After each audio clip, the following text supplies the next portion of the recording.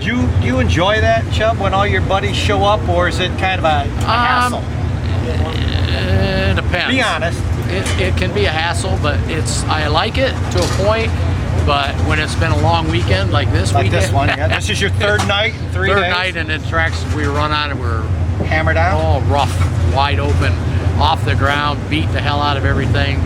Just not good that way, and not that racy. The Friday night was racy, but last night the track was horrible. It was kind of one lane. Where are you going after tonight? Well, it depends how bad things go. I'd like to go to Pittsburgh next week for the Lucas race, but we got to see how bad things are tore up. We got a lot of parts that are tore up right now, so we got to go home, rebuild, and see what we got.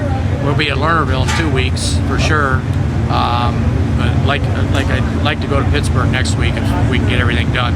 Got motors to switch out and stuff like that. How many outlaw races are left this year, Chuck? You know, I don't know, 6, 7, I don't know. You're in third place in points. Yeah. Are you comfortably in third? Yeah, right now we are, yeah. Got a 100 some point lead on Eckert, but Eckert's been really good since he's got one of these new cars.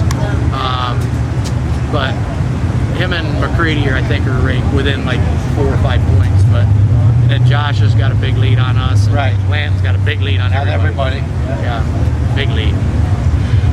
This year has been a whole new deal for Chub Frank, switching cars, switching engines, switching shocks. What brought all those changes on, Chub, all at once? Well, if you've seen how I've raced in the last 3 or 4 years, the cars have not been very good, and you're not getting any help because you're racing against a house car.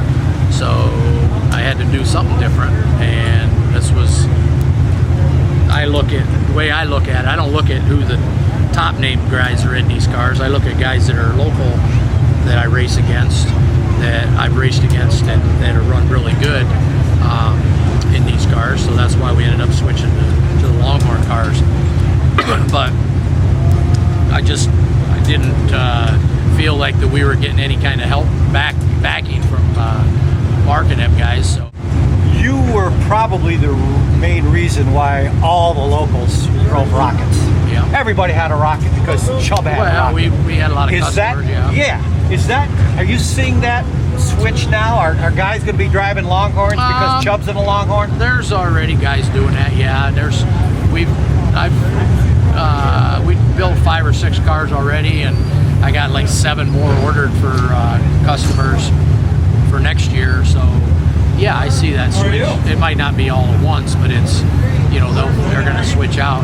And most of the guys that I've switched out are out of rocket cars. So guys that I don't even race against. I just sold a guy down south a car, you know, that wants a car.